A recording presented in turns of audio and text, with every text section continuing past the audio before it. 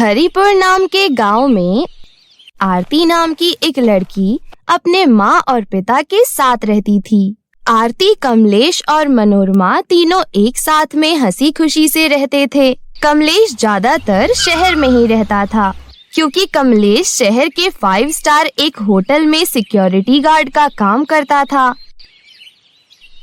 एक दिन कमलेश 1-2 दिन के लिए अपने परिवार से मिलने के लिए गांव आता है और आते वक्त आरती के लिए एक सुंदर सा तोहफा लेकर आता है और उससे कहता है, आरती बेटा, ये लो तुम्हारा तोहफा। गिफ्ट पाकर आरती बहुत खुश हो जाती है। ओह वाओ, थैंक यू पापा, थैंक यू वेरी मच। और 2 दिन के बाद कमलेश फिर से शहर चला जाता है और आरती और मनोरमा भी अच्छे से रहती हैं। लेकिन एक दिन अचानक मनोरमा बेहोश होकर गिर जाती है। फिर उसे हॉस्पिटल में भर्ती करवाया जाता है। जब कमलेश को इस बात का पता चलता है तो कमलेश तुरंत ही गांव में आता है, जहां पर डॉक्टर उससे कहती है, देखिए कमलेश जी, पेशेंट के पास बहुत कम वक्त है। उनकी बीमारी का हमारे पास कोई भी इलाज नहीं है। ये एक अनजान बीमारी है और इसके ऊपर अभी तक कोई भी दवा नहीं बनी है। इसलिए अच्छा होगा कि आप ज्यादा से ज्यादा अपनी वाइफ के साथ समय बिताइए। ये सुनकर तो मानो कमलेश के पैरों तले जैसे जमीन ही खिसक गई हो। कमलेश एक कोने में खड़ा होकर बहुत रोता है।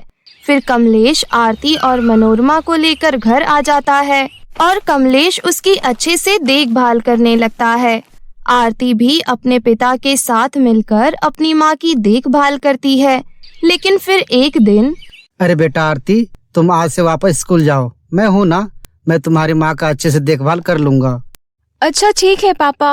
उसके बाद आरती जाकर अच्छे से तैयार हो जाती है और स्कूल चली जाती है। लेकिन आरती के स्कूल से लौटते ही उसने देखा कि उसके पापा उसकी माँ के पास बैठकर रो रहे हैं। और फिर, पापा क्या हुआ? आप क्यों रो रहे हो इतना? माँ ठीक तो है ना पापा? आरती, तुम्हारी माँ हमें छोड़कर चली गई बेटा। आरती भी जोर जोर से रोने लग जाती है। मनोरमा की मौत के बाद कुछ दिन बीत गए। फिर कमलेश के कुछ रिश्तेदार उसे समझाते हैं कि कोमल अभी छोटी है तो उसे इस उम्र में माँ की जरूरत है, इसलिए तुम्हें दूसरी शादी कर लेनी चाहिए।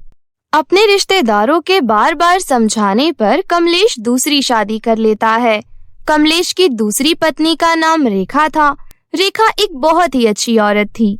रेखा के पहले पति की एक कार एक्सीडेंट में मौत हो गई थी और रेखा की भी आरती की उम्र की ही एक लड़की थी जिसका नाम नंदिनी था। शादी के कुछ दिनों बाद ही कमलेश वापस शहर चला जाता है और अब घर में आरती, रेखा और नंदिनी ही थी। रेखा अपनी दोनों बेटियों की अच्छे से देखभाल करने लगती है और तीनों एक साथ खुशी से रहती हैं। आरती को कभी भी नहीं लगा कि रेखा उसकी सौतेली माँ है। इधर रेखा ने भी कभी भी आरती को सौतेली होने का एहसास नहीं करवाया। वो अपनी दोनों बेटियों को बराबर प्यार करती थी। लेकिन एक दिन रेखा को कमलेश का कॉल आता है। हेलो रेखा, मैं इस महीने गांव कुछ भी पैसे नहीं भेज पाऊंगा। क्यों जी, क्या बात है? मेरी नौकरी चली गई है और मैं एक नई नौकरी की तलाश में हूँ, लेकिन मुझे अभी तक कोई भी नौकरी नहीं मिली है। ठीक है जी, हम यहाँ पर कुछ न कुछ कर ही लेंगे। आप यहाँ की चिंता बिल्कुल मत कीजिए, आप बस अपना अच्छे से ख्याल रखिए। ठीक है रेखा, अब मैं फोन रखता हूँ। और फिर रेखा सोचती है कि क्या किया जाए। तभी उसे अपने पुराने दिन याद आते हैं। फिर वो अपनी दोनों बेटियों को अपने पास बुलाकर उनसे कहती है, बेटा आरती और नंदिनी, तुम्हारे पापा का भी फोन आया था। क्या हुआ माँ, सब कुछ ठीक तो है ना? आपका चेहरा उतरा हुआ क्यों है? माँ बोलो ना। बेटा, तुम्हारे पापा की नौकरी चली गई है और वो इस महीने हमें कुछ भी पैसे नहीं भेज सकते, इसलिए हमें कुछ न कुछ करना होगा। अरे माँ, आपको तो हर तरह के लहंगे सिलने आते हैं, क्यों ना हम तीनों मिलकर वही काम करते हैं? हाँ बेटा, मैंने भी तुम दोनों को यही बताने के लिए बुलाया था और तुमने वही कह दिया।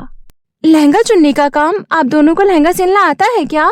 हाँ बेटा, मैं जब मेरे मायके में थी तब मैंने लहंगा सिलना सीखा था और शादी के बाद घर बैठकर मैं यही काम करने लगी थी और मुझे देखते देखते नंदिनी भी ये काम सीख गई। लेकिन माँ, मुझे तो लहंगा सिलना नहीं आता है। बेटा मैं हूँ ना, मैं सिखा दूंगी तुम्हें लहंगा सिलना। रेखा शादी के बाद आते वक्त अपने साथ जो कुछ भी पैसे लेकर आई थी, तो उन पैसों से ही रेखा ने एक दुकान किराए पर लेकर लहंगा सिलने की दुकान खोल ली। रेखा और नंदिनी को लहंगा सिलना आता था। वो दोनों अच्छे से लहंगा सिलने लगी और जब वक्त मिलता तब रेखा आरती को भी लहंगा सिलने का काम सिखाती थी। कुछ दिन ऐसे ही बीत गए। अब आरती को हर तरीके का लहंगा सिलना आ गया था। उन तीनों माँ बेटी के बने हुए लहंगे इतने अच्छे होते थे कि हर जगह उनके लहंगे की तारीफ होने लगी और रेखा की दुकान बहुत अच्छे से चलने लगी। फिर एक दिन उसकी दुकान पर एक औरत आती है। मैडम, मैंने आपकी दुकान की बहुत ही तारीफ सुनी है। धन्यवाद मैडम। कहिए, आपको किस तरह का लहंगा चाहिए? मैडम, हमें हमारी शॉप में बेचने के लिए हर तरह के स्टाइलिश पूरे 200 लहंगे चाहिए। 200 लहंगे? क्या हुआ, आपसे ये ऑर्डर नहीं हो पाएगा क्या?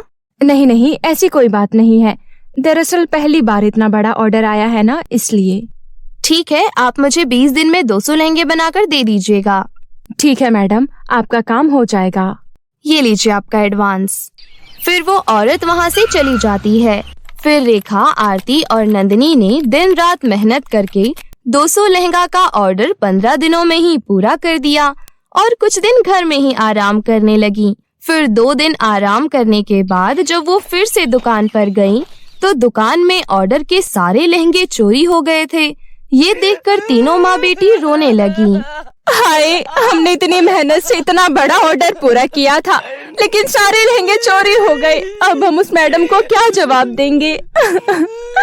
तभी वहाँ पर एक लहंगा था। जब से दुकान खुली थी तब से किसी ने भी उसे नहीं खरीदा था। तभी वो लहंगा अचानक से बोलने लग गया। रेखा, मैं तुम्हारी मदद करना चाहती हूँ।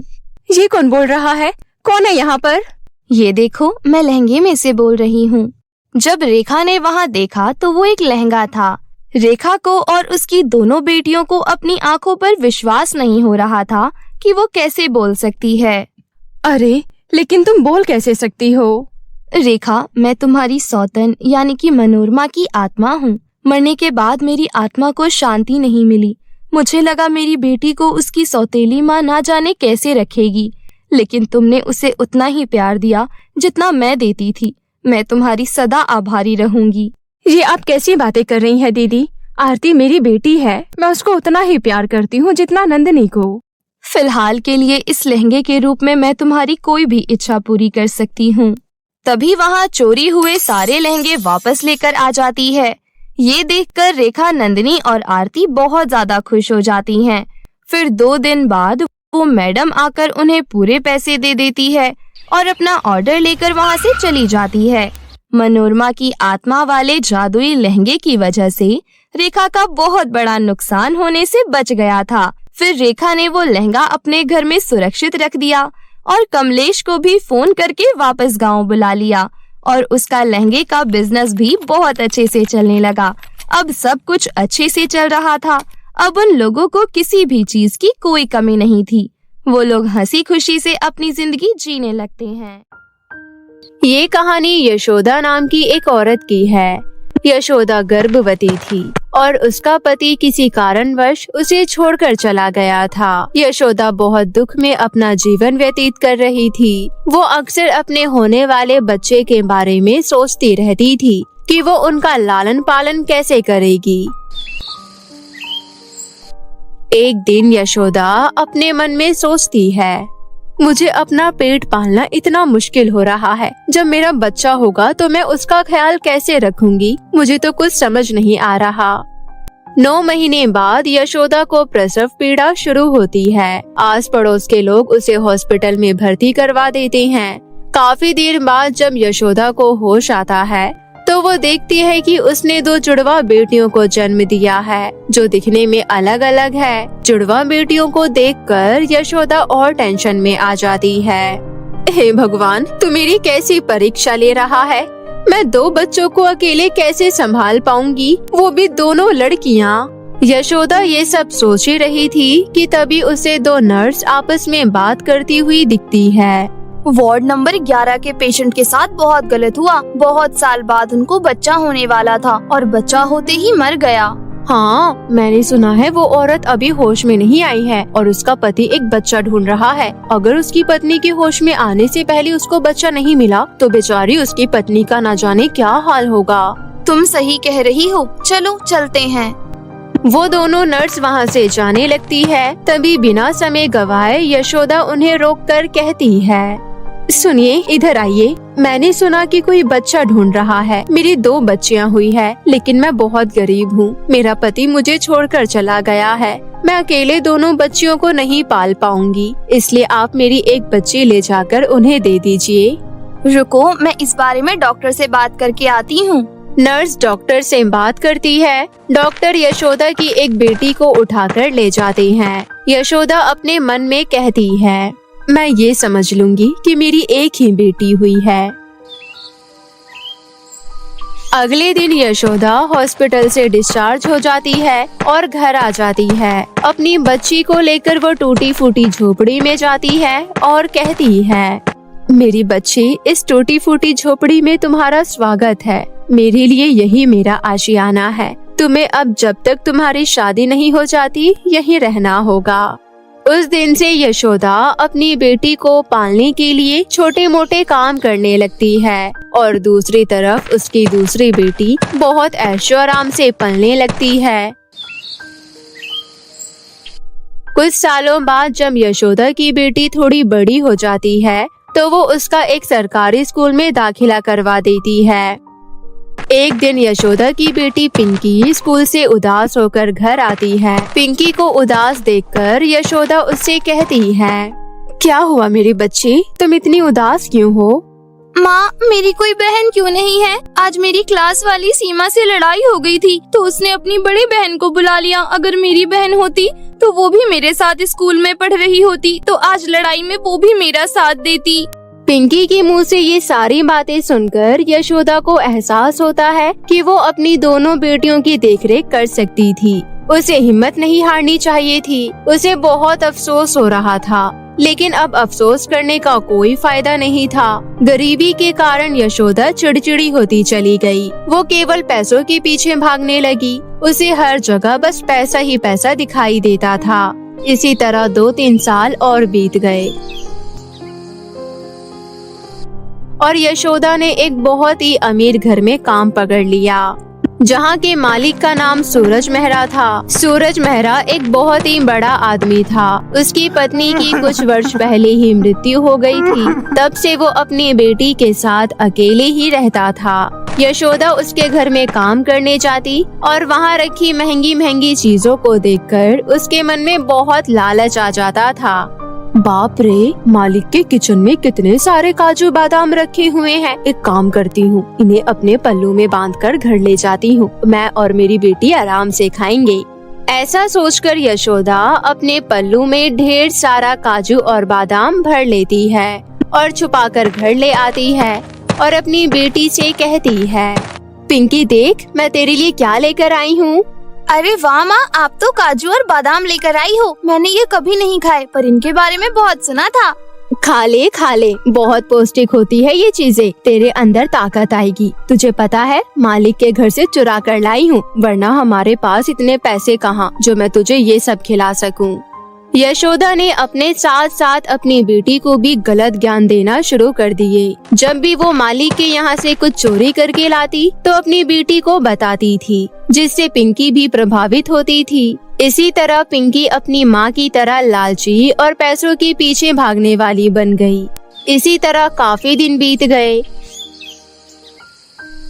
रोज यशोदा अपने मालिक के यहाँ से कुछ न कुछ चुरा कर ले आती थी और सूरज मेहरा को कुछ पता नहीं चलता था, क्योंकि वो अपने घर गृहस्थी पर उतना ध्यान नहीं दे पाता था। हद तो तब हो गई जब यशोदा ने सूरज मेहरा की बेटी काव्य की चांदी की पायल चुरा ली। हाय हाय, कितने प्यारे पायल है, बहुत महंगे लग रहे हैं। मेरी बेटी के पैरों में बहुत अच्छे लगेंगे। वो पायल लेकर यशोदा घर चली जाती है। अगले दिन जब वो काम पर आती है तो उसका मालिक उससे पूछता है, यशोदा, काव्या की चांदी की पायल खो गई है। तुमने कहीं देखा है क्या, या फिर सफाई करते हुए तुम्हें मिली हो? नहीं साहब, आप ये कैसी बातें कर रहे हो? मुझे तो बेबी जी की पायल नहीं मिली। अच्छा, कोई बात नहीं, तुम तो घबरा ही जाती हो, मैं तो बस तुमसे पूछ रहा था।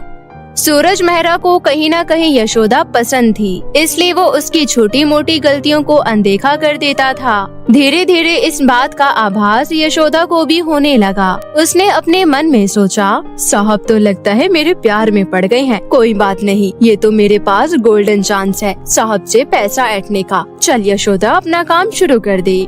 यशोदा अपने मालिक के पास जाती है और उनसे कहती है, मालिक, इस महीने थोड़ा एडवांस चाहिए था। बेटी सरकारी स्कूल में जाती है ना, इसलिए सोचा है उसका ट्यूशन लगवा दूं। अरे इसमें सोचने वाली क्या बात है, लगवा दो ट्यूशन। मैं तो कहता हूँ उसे अच्छे स्कूल में पढ़ा दो। फीस वगैरह की चिंता तुम मत करो, वो सब मैं देख लूँगा। और रही बात एडवांस की, तो ये लो पूरे 20,000 रुपए। इतने सारे पैसे पाकर यशोदा बहुत खुश हुई। अब उसके मन में और ज्यादा लालच आने लगा, इसलिए उसने सूरज मेहरा से शादी कर ली और अपनी बेटी को लेकर सूरज मेहरा के घर पर रहने लगी। यशोदा, तुम्हारी मालकिन के जाने के बाद मैंने सोचा था कि मैं कभी शादी नहीं करूंगा, लेकिन मैंने तुम्हें देखा, तुम्हारी परेशानियों को देखा, तो मुझे लगा कि तुम्हें किसी की जरूरत है। और मेरा घर भी बिना किसी औरत के खाली मकान लगता था। मुझे तुम्हारी जरूरत थी और तुम्हें मेरी, इसलिए मैंने तुमसे शादी की। बाकी तुम मेरी बेटी को माँ की ममता दे देना, बदले में मैं तुम्हारी बेटी को बाप का प्यार दे दूंगा। इससे ज्यादा अब मैं तुम्हें क्या ही कहूँ। अब आप चिंता मत कीजिए साहब। क्या कहा तुमने? अरे पागल, अब तुम मुझे सूरज जी बोल सकती हो। अब मैं तुम्हारा पति हो गया हूँ। हाँ सूरज जी, आप चिंता मत कीजिए। आप अपना ध्यान काम पर लगाइए। बाकी काव्य बेटी का तो मैं अच्छे से ख्याल रख लूंगी। सूरज ने यशोदा की बेटी पिंकी का दाखिला बहुत महंगे स्कूल में करवा दिया। वो तो पिंकी को बाप का प्यार पूरी तरह से दे रहा था, लेकिन यशोदा काव्य को माँ का प्यार बिल्कुल भी नहीं दे रही थी। और साथ ही यशोदा की बेटी पिंकी भी काव्य को बहन नहीं मानती थी, क्योंकि वो दोनों तो वहाँ पर सिर्फ पैसों के लिए गई थी। यशोदा और पिंकी काव्य को एक आंख नहीं देखना चाहती थी। माँ, हमने जो सोचा था वो सब हो गया, लेकिन बस ये काव्या की बच्ची मेरी आँखों में खटकती है। तू सही कह रही है बेटी, अगर ये नहीं होती तो ये सारी जायदाद मेरी और तेरी ही थी, लेकिन इसके कारण अब हिस्सा लगेगा। वही तो, पापा कोई भी अच्छी चीज लाते हैं तो पहले उसको देते हैं, बाद में मुझे देते हैं। मुझे तो उस पर बहुत गुस्सा आता है, मन करता है जहर देकर मार दूं। तो फिर देर किस चीज की, मार दो। पिंकी को उसकी माँ की तरफ से बढ़ावा मिलता है और वो एक खून करने के लिए तैयार हो जाती है। वो अपने दिमाग में कुछ षड्यंत्र रचती है और अगले ही पल काव्य के लिए ग्लास में दूध लेकर जाती है, जिसमें उसने जहर मिला रखा था। काव्या, मैं जानती हूँ अभी तुम्हें थोड़ा समय लगेगा हमारे साथ घुलने मिलने में, लेकिन मुझे तुम बहुत अच्छी लगती हो। देखो, मैं तुम्हारे लिए दूध लेकर आई हूँ, पी लो। तुम रख दो, मैं पी लूंगी। नहीं, तुम्हें अभी मेरे सामने पीना होगा, क्योंकि फिर तुम्हें मेरे साथ नीचे खेलने जाना है। काव्य वो दूध पी लेती है। दूध पीते ही उसे धीरे धीरे चक्कर आने लगते हैं, लेकिन उसे लगता है ये साधारण से चक्कर होंगे। वो पिंकी के साथ खेलने के लिए सीढ़ियों से नीचे जाने लगती है। तभी पिंकी मौका पाकर काव्य को धक्का दे देती है, ताकि उसके पिता को ये ना पता चले कि उसकी मौत जहर खाकर हुई है। काव्य धड़ाम से सीढ़ियों के नीचे गिर जाती है और बेहोश हो जाती है। यशोदा और पिंकी को पता था कि काव्य अब नहीं बचेगी, इसलिए उन्होंने तुरंत सूरज को फोन कर दिया। सूरज भागा भागा घर आया और अपनी बेटी की ऐसी हालत देखकर वो रोने लगा। तुम पागल हो गई हो, इसे हॉस्पिटल लेकर क्यों नहीं गई? मैं अभी एम्बुलेंस को फोन करता हूँ। सूरज एम्बुलेंस को फोन करता है और वो पूरा परिवार फौरन हॉस्पिटल पहुँचता है। डॉक्टर तुरंत काव्य को एडमिट कर लेते हैं। वो हॉस्पिटल वही था जिसमें यशोदा ने अपनी दोनों बेटियों को जन्म दिया था। वो हॉस्पिटल देखकर यशोदा की पुरानी यादें ताजा होने लगती है और पिंकी अपने मन में ये सोच रही होती है कि कुछ भी हो जाए, लेकिन काव्य बचनी नहीं चाहिए। पूरे 2 घंटे तक काव्य का ऑपरेशन चलता है। 2 घंटे बाद डॉक्टर बाहर आते हैं और कहते हैं, देखिए, पेशेंट की हालत बहुत खराब थी। उनके शरीर में पॉइजन था। अगर आप उन्हें समय पर नहीं लाते तो उनको बचाना बहुत मुश्किल था। बाय द वे, अब वो डेंजर जोन से बाहर हैं। सूरज बहुत खुश होता है, लेकिन उसे ये समझ नहीं आता कि आखिर काव्य के शरीर में जहर कैसे गया। पिंकी और यशोदा पूरी तरह से घबरा गई थी, क्योंकि उनको बिल्कुल उम्मीद नहीं थी कि काव्या बच जाएगी, लेकिन वो बच गई। सूरज यशोदा से कुछ कहता उससे पहले ही वहाँ पर एक दूसरा डॉक्टर आता है और कहता है, अरे सूरज जी, आप और आपकी वाइफ कैसी है? एक्चुअली कुछ साल पहले वो मुझे और काव्या को छोड़कर चली गई थी। ओहो, सो सॉरी। और आपकी बेटी कैसी है? मैं उसी को लेकर आया हूँ। पता नहीं कैसे सीढ़ियों से गिर गई और डॉक्टर बता रहे हैं उसके पेट में उन्हें पॉइजन जैसा कुछ मिला है, लेकिन अब वो डेंजर जोन से बाहर है। लेकिन मानना पड़ेगा सूरज जी, आपको किसी और की बेटी को बिल्कुल अपनी बेटी की तरह पाला है आपने। कभी उसे पता नहीं लगने दिया कि आप और आपकी वाइफ उसके अपने माता पिता नहीं थे। भला हो उस औरत का जिसने अपनी बेटी आपको दे दी थी। हाँ, मैं उस औरत से मिल भी नहीं पाया था। डॉक्टर और सूरज की बात यशोदा सुन रही थी। उसके तो पैरों तले जमीन खिसक गई। जिस लड़की को उसने अपनी बेटी से जहर दिलवा दिया, वो लड़की उसकी खुद की ही बेटी थी। जब यशोदा को ये बात पता चली तो उसको एक एक करके अपनी सारी गलती का एहसास होने लगा। जैसे ही काव्या होश में आई, यशोदा भागकर उसके पास गई और उसे गले से लगा लिया। पीछे से सूरज और पिंकी भी वहाँ आ गए। मुझे माफ कर दे मेरी बच्ची, मैं नहीं जानती थी कि तू मेरी ही बच्ची है। गरीबी ने मुझे इतना बुरा बना दिया, मैं कभी सोच भी नहीं सकती थी। मैं हालातों की मारी तुझे किसी और को देना पड़ा था मुझे। आज मुझसे बहुत बड़ा पाप हो गया, मैं अपने आप को छोड़ूंगी नहीं। क्या हुआ यशोदा, तुम ऐसी बातें क्यों कर रही हो? तब यशोदा सूरज को सारी बात बताती है कि वही वो औरत है जिसने अपनी बेटी उसको दी थी और वही है जिसने अपनी बेटी को उसे जहर देने के लिए प्रेरित किया था। सूरज को यशोदा पर बहुत गुस्सा आता है। वो यशोदा पर हाथ उठाने ही वाला होता है कि तभी काव्य उसे रोक देती है। नहीं पिताजी, आप ऐसा नहीं करेंगे, माँ पर हाथ मत उठाइए। काव्य की ये बात सुनकर यशोदा शर्मसार हो जाती है। पिंकी को भी अपनी गलतियों का एहसास होता है। वो दोनों उससे माफी मांगते हैं और वहाँ से जाने लगते हैं, लेकिन सूरज का दिल पिघल जाता है और वो उन्हें रोक लेता है। कुछ दिनों में काव्य ठीक होकर घर आ जाती है। उस दिन के बाद से वो सारा परिवार अपना जीवन खुशी खुशी व्यतीत करने लगता है।